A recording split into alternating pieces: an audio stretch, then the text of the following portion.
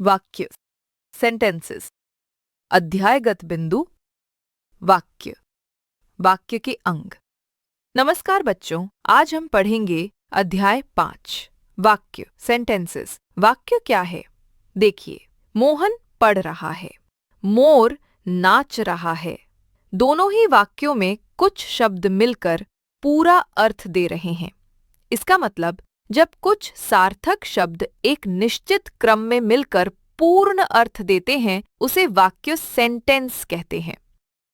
वाक्य के अंग, पार्ट्स ऑफ सेंटेंस। वाक्य के दो मुख्य अंग होते हैं, उद्देश्य सब्जेक्ट, विधेय प्रेडिकेट।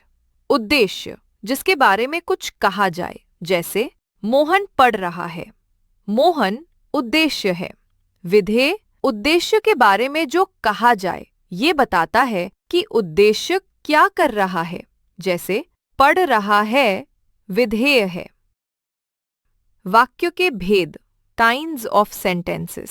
वाक्य दो आधारों पर बांटे जाते हैं, रचना के आधार पर, अर्थ के आधार पर। एक, रचना के आधार पर वाक्य के तीन भेद होते हैं।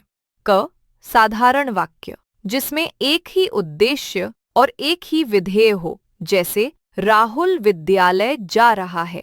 ख, संयुक्त वाक्य, जब दो या दो से अधिक साधारण वाक्य संयोजक शब्दों और लेकिन, परंतु आदि से जुड़ जाएं, जैसे राजू उठा और स्कूल चला गया। ग, मिश्र वाक्य, जब एक वाक्य मुख्य होता है और दूसरा उस पर निर्भर रहता है, जैसे यदि बारिश न होती तो मैं बाजार जाता। 2, अर्थ के आधार पर वाक्य के 6 भेद होते हैं।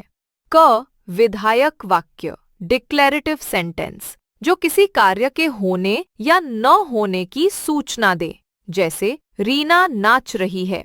ख, निषेधात्मक वाक्य, नेगेटिव सेंटेंस, जो किसी कार्य के न होने की बात बताए, जैसे मोहन स्कूल नहीं गया। ग, प्रश्नवाचक वाक्य, इंटरोगेटिव सेंटेंस, जो प्रश्न पूछने के लिए हो, जैसे तुम कहाँ जा रहे हो। घ, इच्छावाचक वाक्य, विशफुल सेंटेंस, जिनमें इच्छा, आशा या शुभकामना व्यक्त हो, जैसे आपकी यात्रा मंगलमय हो। अंग, संभावनावाचक वाक्य, पॉसिबिलिटी सेंटेंस, जो किसी संभावना को दर्शाए, जैसे कल बारिश हो सकती है। च, आश्चर्यवाचक वाक्य, एक्सक्लेमेटरी सेंटेंस, जिनमें हर्ष, दुख या विस्मय का भाव हो, जैसे वाह कितना सुंदर दृश्य है। अध्याय सारांश, क्विक रिकैप। जिन सार्थक शब्दों का समूह पूर्ण अर्थ देता है वही वाक्य कहलाता है।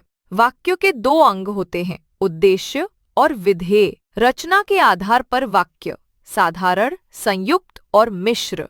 अर्थ के आधार पर वाक्य विधायक, निषेधात्मक, प्रश्नवाचक, इच्छावाचक, संभावनावाचक और आश्चर्यवाचक। शब्दों से बनता है वाक्य और वाक्य से बनती है अभिव्यक्ति की शक्ति।